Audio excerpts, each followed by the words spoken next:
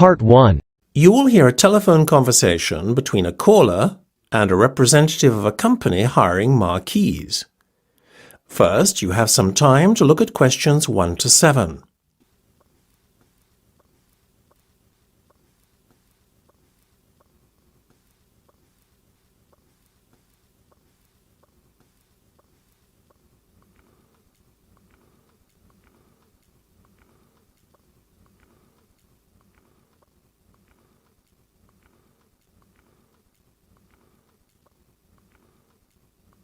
You should answer the questions as you listen, because you will not hear the recording a second time.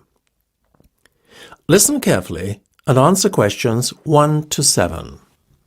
Good afternoon, magnificent marquees. How can I help you? Oh, hello. I would like to hire a marquee. You see, it's for a special occasion.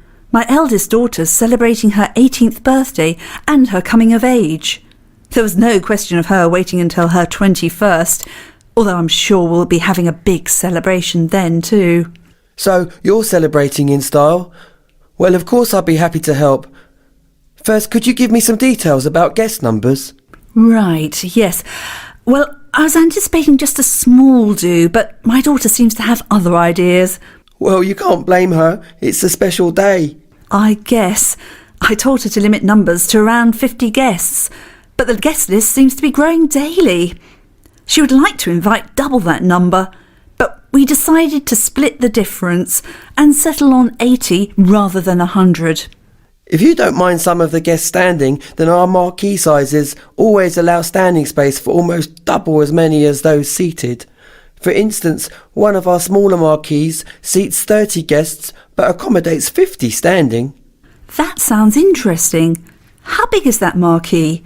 As not only am I working to a budget, but also we're limited by our garden size. Can you give me an idea of both your budget and the size we're looking at?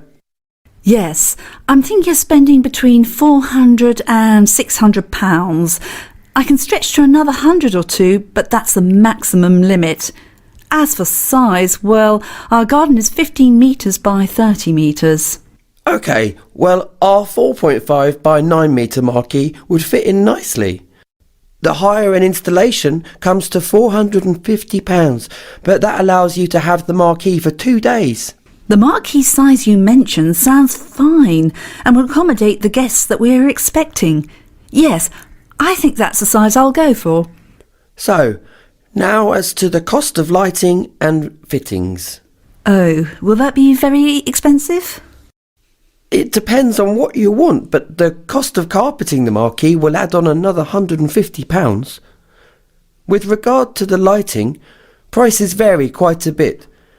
If you opt for chandelier lighting, then it's another £90, but that's the most expensive option. Otherwise, the average pricing is around £55. I think I'll go for the more economic lighting then. Then there's the furniture, tables and chairs and so on. You decided on seating for 30 guests. Well, at £3 per chair, that will work out at £90 in total. You will then probably need 5 tables at least, and so with each table costing £4, that brings us to a total of £20 for the tables. OK, so I'm still just within my budget. Great! I'll go ahead with the booking then. Wonderful. So there's only one more important detail that I need. When would you like us to set up the marquee? Well, my daughter's birthday's on June the 6th, so ideally a day beforehand. Then we could have it taken down the day after her birthday. Yes, no problem. Great! Well, I'll go ahead with the order then. Wonderful. Before listening to the rest of the conversation, you have some time to look at questions 8 to 10.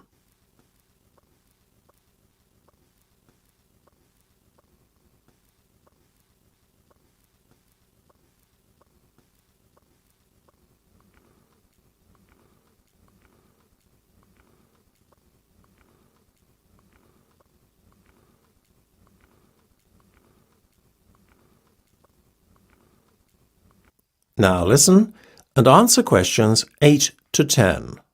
OK, so that I can process your order, I need to take down some details. May I start by taking down your name and postcode? Yes, it's Jenny Lakewell, and the postcode's CV6TL3. Is that Jenny with a double N? Yes, that's correct. And is that Jenny with a Y or an IE at the end? Yes, it confuses everyone. I use the first spelling. And I'm sorry, I didn't quite catch the postcode. Was that CB6? No, it's with a V, not a B. So it's CV6. Right you are. Can I have a contact number also, please? My mobile number is 07900 456. Oh, hold on a minute. I forgot I've got a different number now. So it's 079, then 44, not 00, followed by 325883. Great, that's everything for the moment. We'll be sending you details and an invoice through the post in the next few days. OK, and thank you for your help. Goodbye. That is the end of part 1. You have half a minute to check your answers.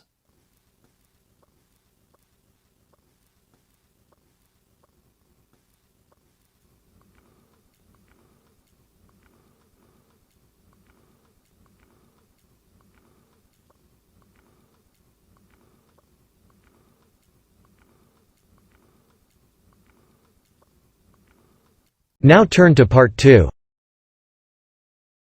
Part 2. You will hear a history teacher talking to students in a class. First, you will have time to look at questions 11 to 15.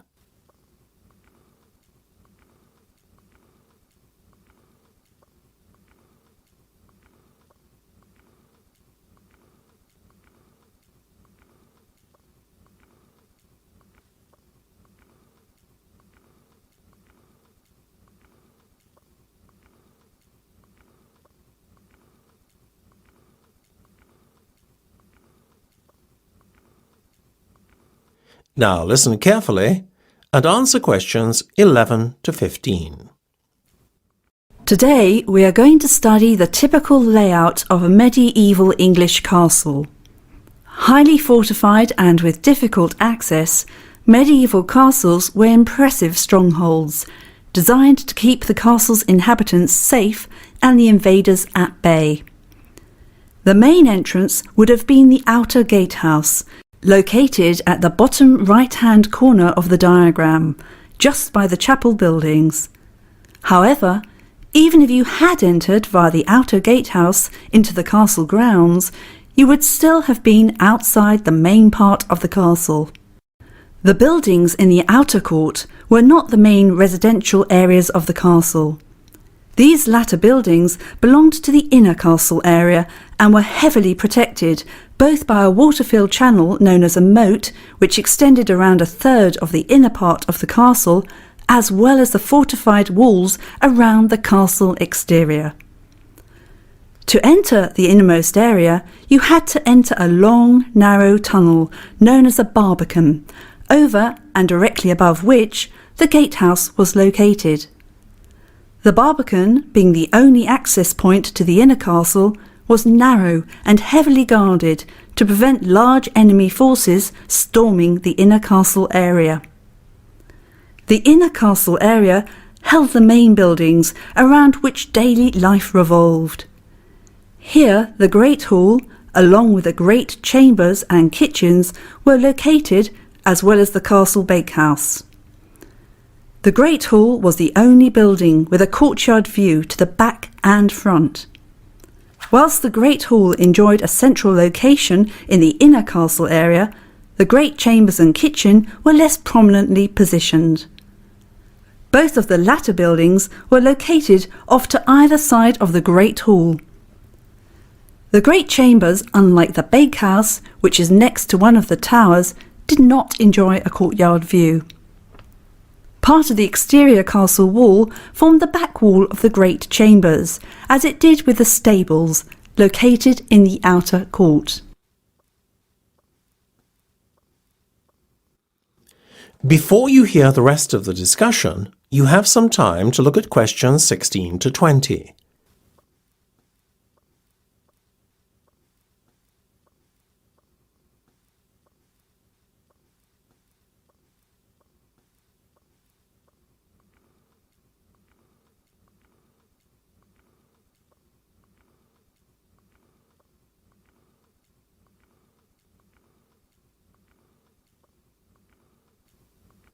Now listen and answer questions 16 to 20. The layout I've just described will give you a better idea as to the design of a medieval castle. There was no blueprint for castles though, and the design and layout of each castle was determined greatly by local demands, function and purpose for which the fortification was intended. What we see in the castle design here is an advance on earlier medieval designs. Those medieval castles that predated this one had very basic residential and living areas. In such castles, the main focal point was the keep, rather than the great hall and great chambers, as in later years. Little more than a fortified tower, the keep doubled up as basic accommodation for the castle's residents. As the years passed, the living areas became more luxurious, evolving into separate buildings. Confusingly, the keep was known as a donjon, meaning fortified tower in French.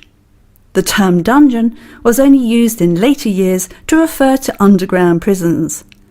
In fact, at the time when the keep dominated castle affairs, the use of latter-day dungeons for imprisonment was an unknown and alien concept, the judicial systems favouring more physical forms of punishment instead. Another dissimilarity between earlier and later medieval castles was in their fortification. A moat, fortified walls and a barbican were typical features of most castles. However, it was recognised with the passage of time that the narrow fortified entrance of the barbican was insufficient defence against an enemy intent on invading the castle. As a result, extra, more reliable fortifications were added in the form of a portcullis and a drawbridge. The portcullis was a spiked metal gate that could be dropped vertically down from under the gatehouse, thereby sealing off the inner castle entrance from the outside world. To protect the main castle entrance further, a drawbridge was placed in front of the portcullis. This was a retractable bridge between the gatehouse and the outside area of the castle. However, the portcullis always remained the last line of defence against the enemy. That is the end of part 2. You have half a minute to check your answers.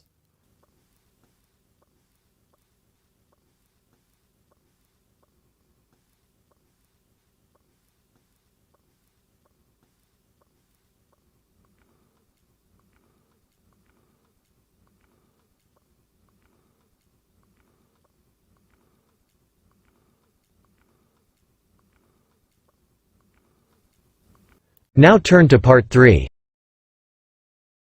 Part 3. You will hear a discussion between two literature students and their lecturer.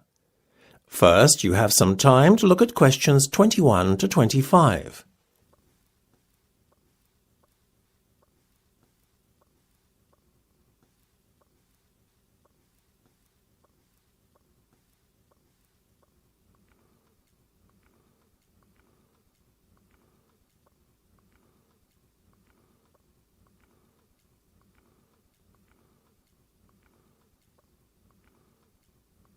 Now listen carefully and answer questions 21 to 25. That was an interesting lecture. I'm glad you thought so. Yes, it made a break from the usual lectures on literary style. Certainly made me look at some of Shakespeare's plays like Hamlet and the playwright himself in a new light. Me too. I always thought that Shakespeare believed in the supernatural, and that was the reason why so many of his plays, like Hamlet and Macbeth, featured a ghost. What you thought is a common misconception. However, when you think about it, it was unlikely that Shakespeare would have been sympathetic to a belief in ghosts. Why?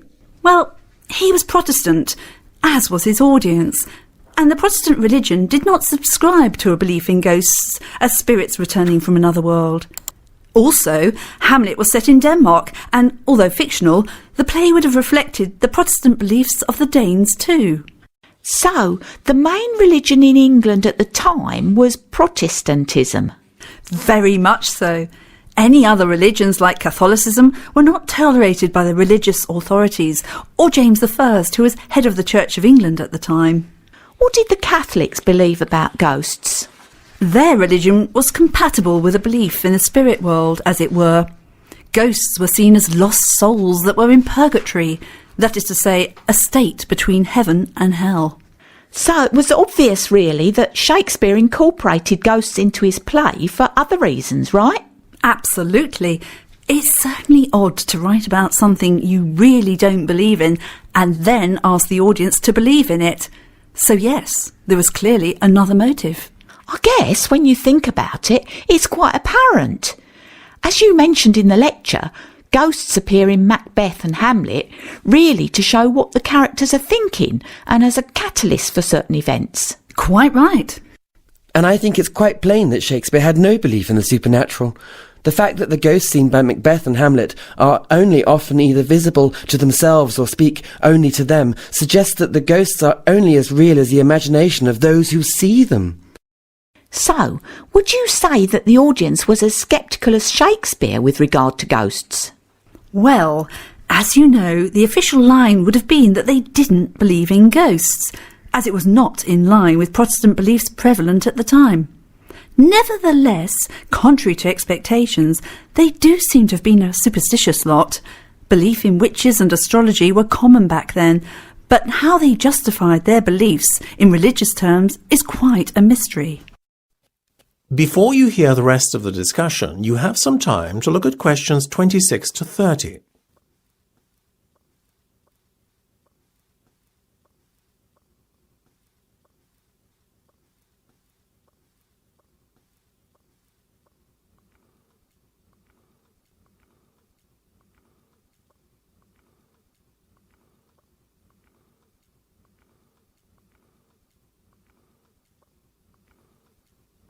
Now listen and answer questions 26 to 30. People, I think, today are a lot less gullible than in that period, though, don't you agree? I mean, honestly, believing in witches and astrology and all that?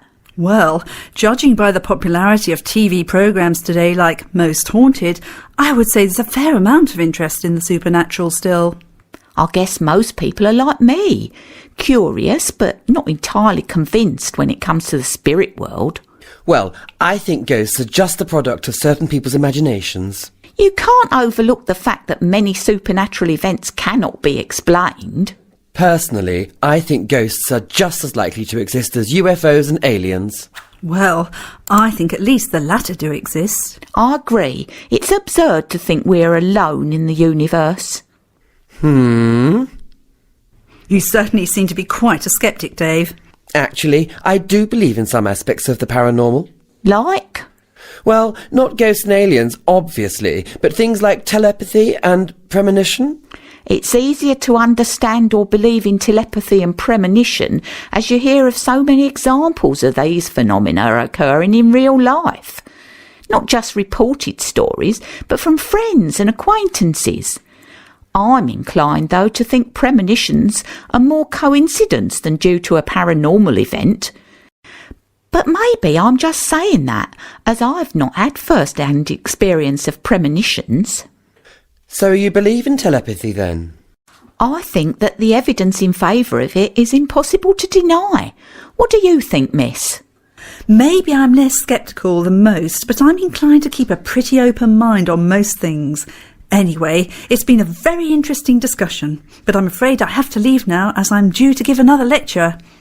Well, thank you for your time and also your wonderful lecture. Yes, thank you. We appreciated it. My pleasure. That is the end of part 3. You have half a minute to check your answers.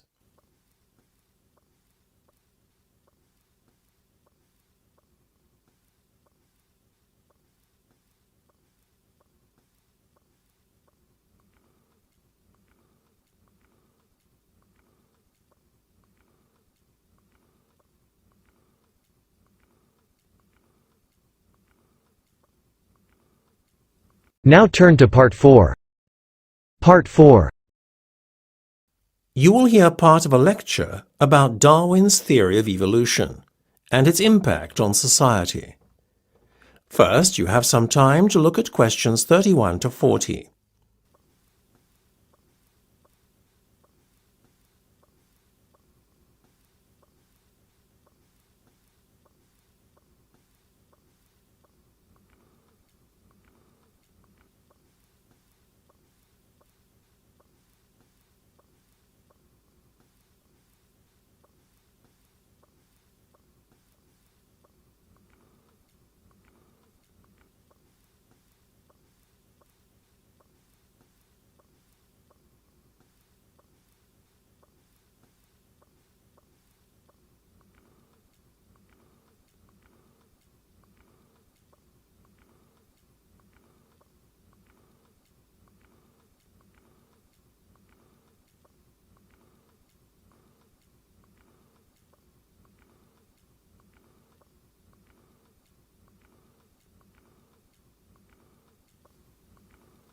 Now listen carefully and answer questions 31 to 40. Today, few people can be unaware of Darwin and his theory of evolution. He single-handedly revolutionized the way we think about the natural world. However, when I say single-handedly, that is not entirely correct. At precisely the same time as Darwin was formulating his theory of evolution, another scientist, Alfred Russel Wallace, was working on a virtually identical theory in parallel to Darwin.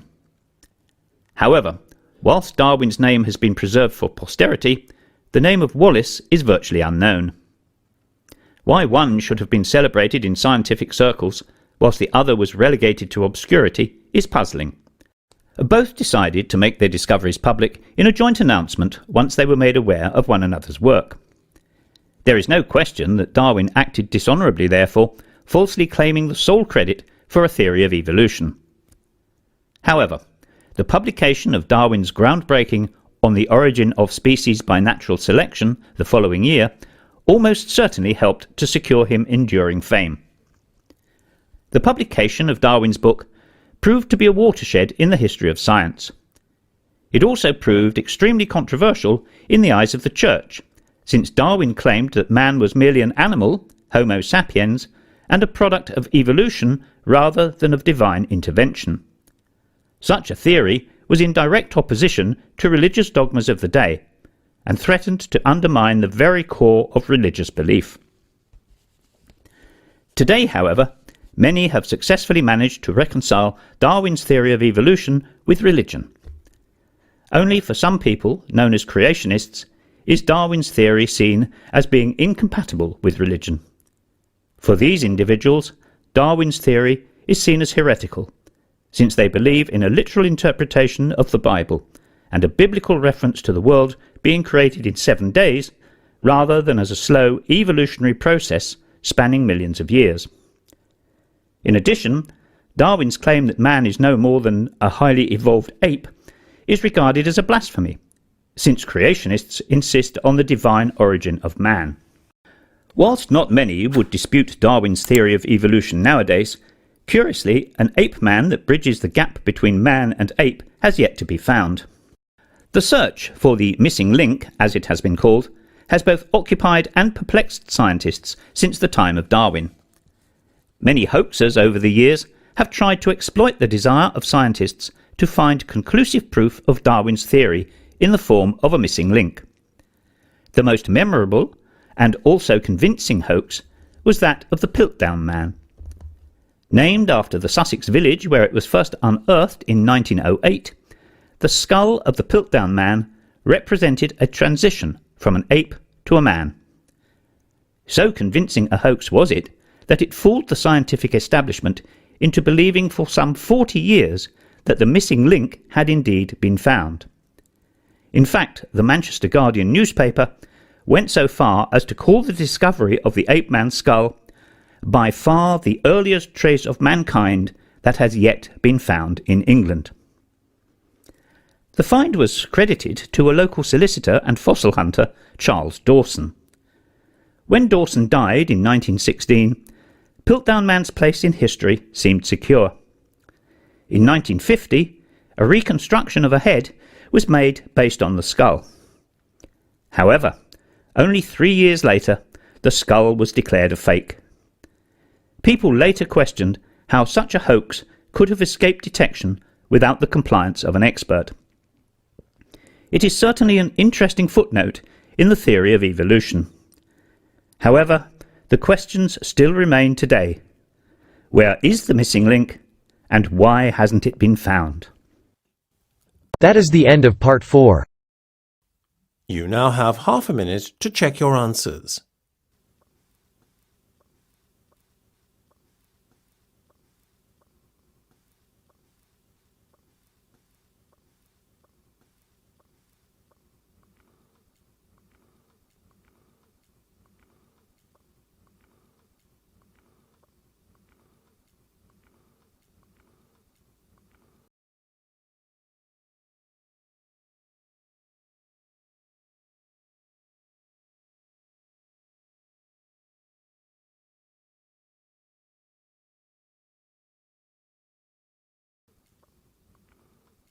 That is the end of the listening test. You now have 10 minutes to transfer your answers to the listening answer sheet.